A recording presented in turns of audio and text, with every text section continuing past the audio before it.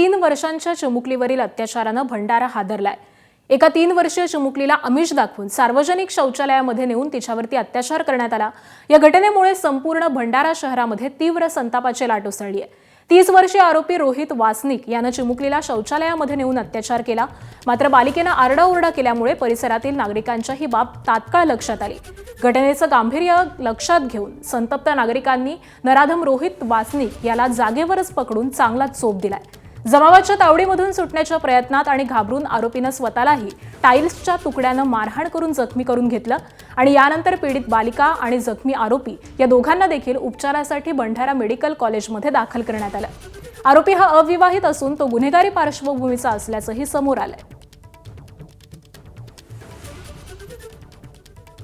घडलेल्या प्रकरणाबद्दल आज आंदोलन राबवण्यात येत आहे। त्या आंदोलन गांधी चौकातून 10 वाजता आज मोर्चा होणार आहे आणि तो थेट न्यायालयापुढे जन आक्रोश तिथे न्यायालयापुढे होणार आहे आणि त्या कोर्टामध्ये फक्त एवढीच मागणी आहे की त्यांना वकील देऊ नये कोर्टाने आणि फास्ट ट्रॅक कोर्ट लवकरात लवकर त्यांनी आम्हाला द्यावा आणि आरोपीला फाशीची शिक्षा मिळावी आणि चिमुकली जी आहे पीडिता तिला आर्थिक मदत द्यावी। जिल्हा पोलीस अधीक्षक आहेत त्यांनी सखोल तपास करून ते वृत्त जे आहे त्यांनी चार्जशीट दाखल न्यायालयात करावी आणि न्यायालयामध्ये एक 8 दिवसामध्ये त्याचा निर्णय घेण्यात यावा असं मला वाटते। आणि तो आता असं दाखवतोय भासवतो आहे लोकांना की मी माझ्यामध्ये एक वेडसर प्रवृत्ती वगैरे आहे म्हणून,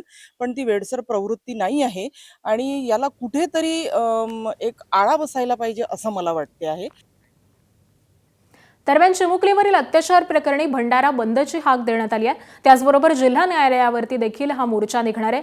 पार्श्वभूमीवरती कडेकोट बंदोबस्त देखील ठेवण्यात आलाय। याचा आढावा घेतलाय आमच्या प्रतिनिधींनी, बघूयात।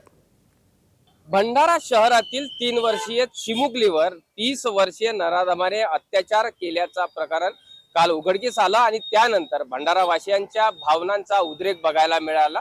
ज्या मेडिकल कॉलेजमध्ये 30 वर्षीय नराधमावर उपचार करण्यात येत होते त्याच मेडिकल कॉलेजमध्ये पीडितेवरही उपचार करण्यात येत होते आणि काल रात्रभरापर्यंत या मेडिकल कॉलेजमध्ये एक जनक्षोभ बघायला मिळालेला। पोलीस आणि काही संतप्त कार्यकर्त्यांची धक्काबुक्की ही बघायला मिळाली होती आणि त्याच पार्श्वभूमीवर आज भंडारा शहर बंदचं आवाहन करण्यात आलेला। आपण सध्या भंडारा शहरातील या गांधी चौकामध्ये आहोत।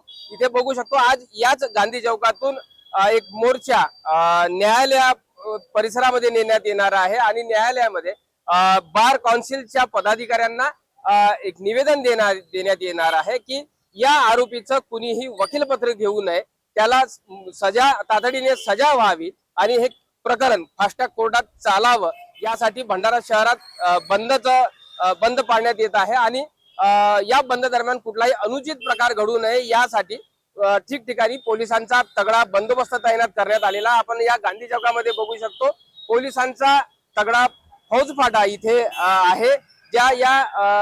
इथूनच हा मोर्चा काही वेळामध्येच निघणार आहे। त्या दृष्टीने कुठलाही अनुचित प्रकार घडू नये यासाठी पोलीसही आता या मोर्चेकरांवर या संतप्त नागरिकांवर करडी नजर ठेवून असल्याचं बघायला मिळत आहे। प्रशांत देसाई, एबीपी माझा, भंडारा।